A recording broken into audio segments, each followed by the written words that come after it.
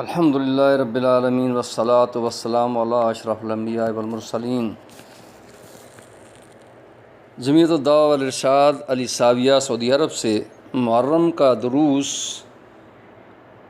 کی ابتدا کی جا رہی ہے، اور یہ عاشورہ محرم کے بارے میں ہے۔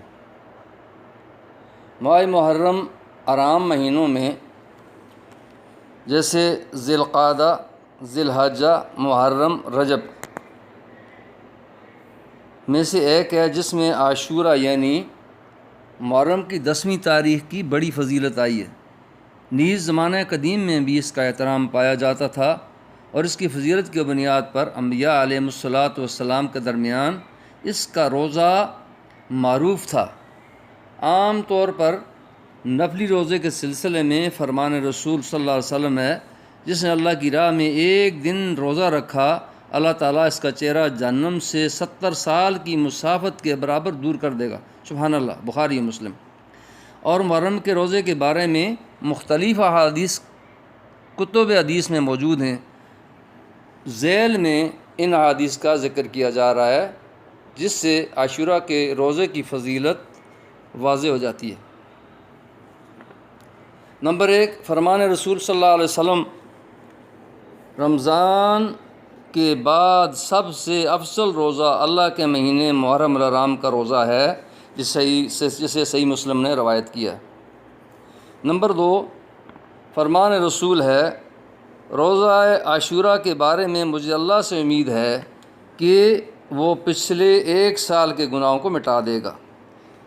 صحیح مسلم میں روایت ہے یہ۔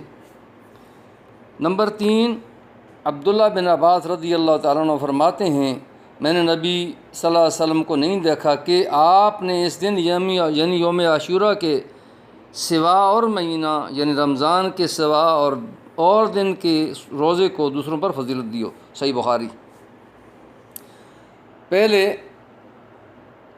عاشورہ کا روزہ واجب تھا، پھر رمضان کے روزے کی فرضیت کے بعد سنت ہو گیا، جیسا کہ صحیح بخاری میں حضرت عائشہ رضی اللہ تعالیٰ عنہ سے مروی ہے۔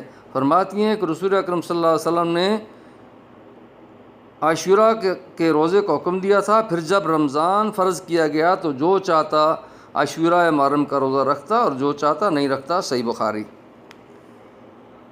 روزہ عاشورہ کی حکمت کا بیان صحیح طور پر بخاری میں عبداللہ بن عباس رضی اللہ عنہ کی حدیث میں مروی ہے کہ جب نبی صلی اللہ علیہ وسلم مدینہ تشریف لائے تو آپ نے یہودیوں کو عاشورہ کا روزہ رکھتے ہوئے دیکھا۔ آپ نے پوچھا، یہ کیا ہے؟ ان لوگوں نے کہا کہ یہ ایک مبارک دن ہے، اسی دن اللہ تعالیٰ نے بنی اسرائیل کو ان کے دشمنوں سے نجات فرمائی تھی، اسی لیے موسیٰ علیہ السلام نے اس دن روزہ رکھا تھا۔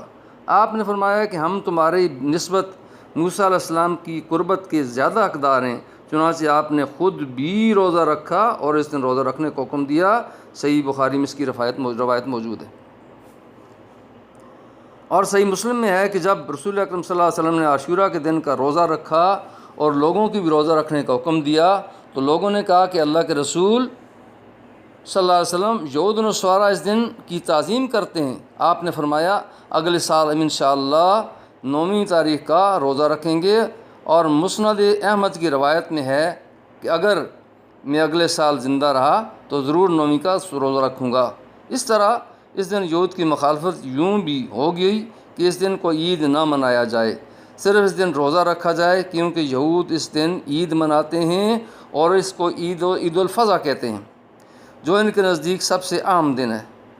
امت محمدیہ کے لیے مشروع ہے کہ ہم 9 اور 10 محرم کو روزہ رکھیں، اور اگر 10ویں محرم کے ساتھ 9ویں اور 11ویں دونوں دنوں کا روزہ رکھیں تو ہمیں کوئی عرض نہیں ہے۔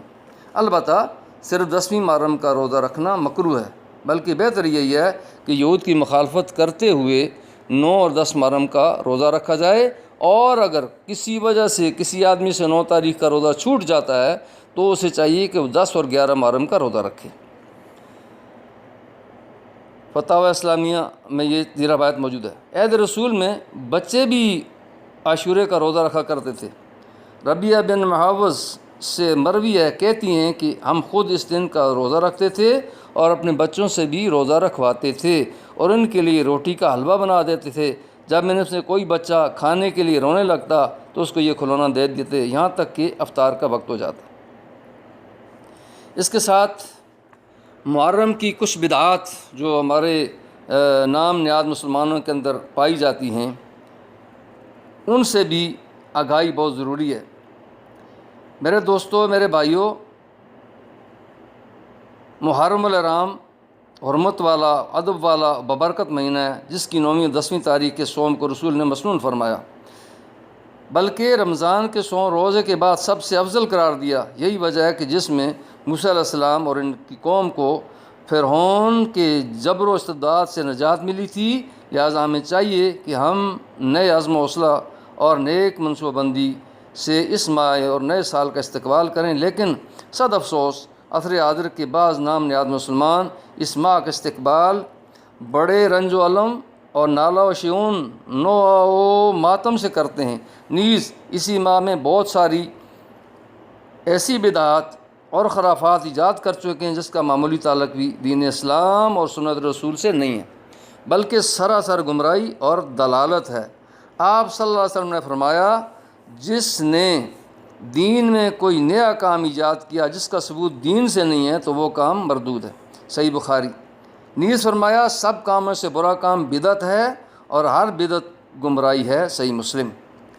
ہم تو نیچے ابھی آگے ہم چند بدعات کا اس وجہ سے تذکرہ کرتے ہیں تاکہ لوگ آگاہ ہو جائیں اور اسے ترک کر دیں، ورنہ دنیا و آخرت میں ہلاکت اور مقدر ہوگی۔ نمبر 1، بدعت۔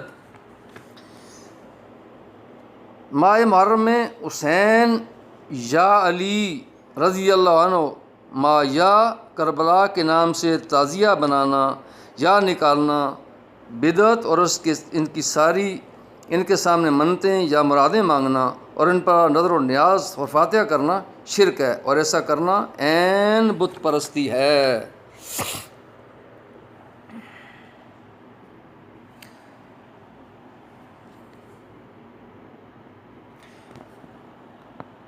اس کے علاوہ مسلمانوں بندوں کی ساری عبادات کا تنہا حقدار اللہ تعالیٰ واحد اللہ شریک ہے۔ انصاف سے کام لیں، اگر کفار پتھروں مٹیوں کی مورتیوں بنا کر پوجیں تو کافر اور مشرک جہنمی کہلائیں، اور اگر وقت کا نام نہاد مسلمان بانس کی کھچیوں کا تعزیہ بنا کر اس سے حاجت روائی کی دعا کرے، اس کے سامنے سجدہ و طواف کرے تو وہ پکا مسلمان رہے۔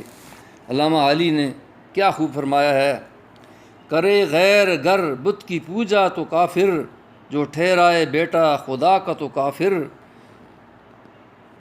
جھکے آگ پر باہر سجدہ تو کافر، کواکب میں مانے کرشمہ تو کافر، مگر مومن پر کشادہ ہیں راہیں، پرستش کریں شوق سی جس کی چاہیں، نبی کو جو چاہیں خدا کر دکھائیں، اماموں کا رتبہ نبی سے بڑھائیں، مزاروں پر دن رات نظریں چڑھائیں، شہیدوں سے جا جا کے مانگیں دعائیں، نہ توحید میں کچھ خلل اس سے آئے، نہ اسلام بگڑے نہ ایمان جائے، وہ دین جس سے توحید پھیلی جہاں میں، ہوا جلوہ گر حق زمین اور زمان میں، رہا شرک باقی نہ ہم نہ وہم و گما میں، وہ بدلا گیا کہ ہندوستان میں، ہمیشہ سے اسلام تھا جس پہ نازاں، وہ دولت بھی کھو بیٹھے آخر مسلمان۔ میرے دوستو، میرے بھائیوں، 10 محرم کو مخصوص طور پر خاص کھانے پینے کی چیزیں بنانا اور اس پر سورہ فاتحہ، سورہ بقرہ کی شروع کی آیات، سورہ کافرون، اخلاص، فلق، الناس وغیرہ پڑھنا، پھر رسول اکرم صلی اللہ علیہ وسلم پر درود پڑھ کر مردوں کے حق میں اس کھانے کو تقسیم کرنا بدعت ہے، کیونکہ شریعت مطہرہ میں اس کا کوئی ثبوت نہیں ملتا۔ اور گریہ و زاری، نوح و ماتم، سینہ کو بھی اور زنجیر زنی، سر پہ خاک ڈالنا، بال اور گال نوچنا، مرد و زن کا اختلاط کے ساتھ 10 محرم کو ماتمی جلوس نکالنا،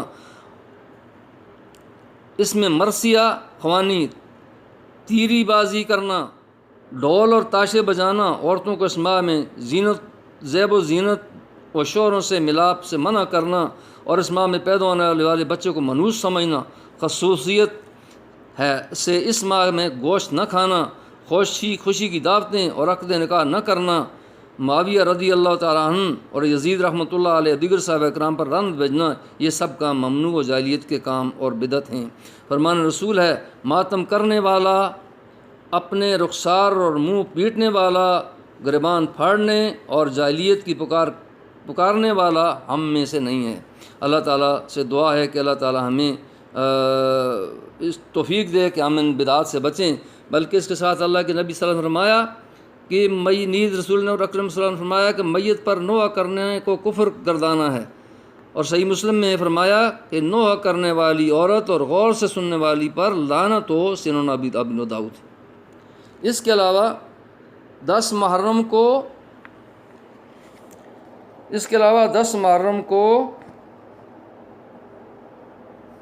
دودھ اور شربتوں کی سبیلیں لگانا، آگ بھڑکا کر اس میں کودنا، حسن و حسین رضی اللہ عنہ کے ناموں کا نعرہ لگانا، ڈھول تاشت موسیقی اور مخصوص رائے جھنڈا لہرانا، اور جو اس سے تبرک حاصل کرنا، نیز یہ بات العقیدہ رکھنا کہ اس سے سال بھر کوئی بیماری لاحق نہ ہوئی ہوگی اور لمبی عمر ہوگی وغیرہ وغیرہ، یہ سب کام بدعت اور خلاف شریعت ہیں۔ اللہ تعالیٰ سے دعا ہے کہ اللہ تعالیٰ ہمیں صحیح دین پر چلنے کی توفیق عطا فرمائے۔ وآخر دعوانا الحمدللہ۔